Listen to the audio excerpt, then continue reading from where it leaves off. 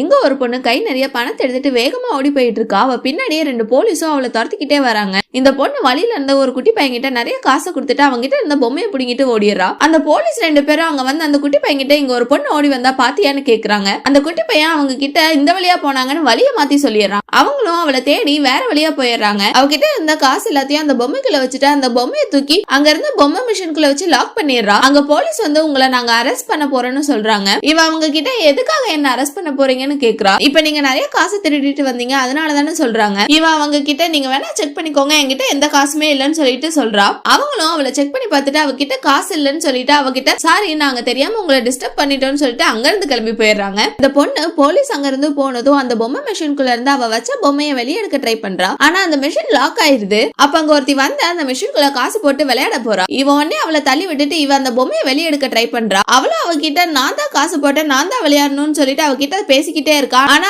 அவளை கண்டுக்காம இவ பண்ண பொம்மையை எடுக்கிறதுலயே மும்பரமா இருக்கா. அப்ப அந்த பொண்ணோட ஹஸ்பண்ட் அங்க வந்து என்னாச்சுன்னு கேக்குறான். அவனோட வைஃப் அவங்கிட்ட நான் தான் அந்த மிஷினுக்குள்ள காசு போட்டேன் ஆனா இவங்க என்ன விளையாட விடாம அவங்களே விளையாடிட்டு இருக்காங்கன்னு சொல்றா. அவளோட ஹஸ்பண்ட் உடனே அவகிட்ட என்னோட வைஃப் தான் இதுல காசு போட்டாங்க அவங்க தான் இப்ப விளையாடணும்னு சொல்லிட்டு அவகிட்ட சொல்றாங்க.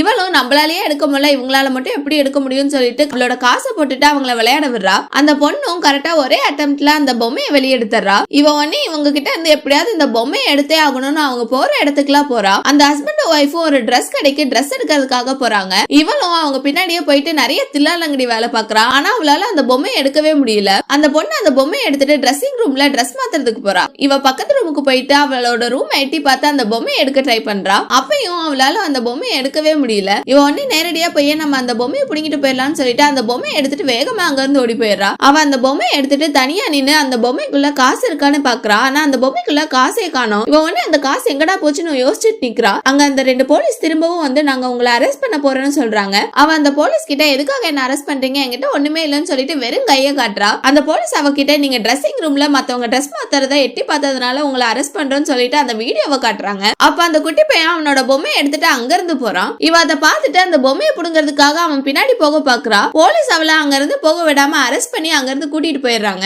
உங்க கையில அந்த காசு இருக்கிற பொம்மை கிடைச்சா நீங்க என்ன பண்ணுவீங்கன்னு கமெண்ட்ல சொல்லுங்க.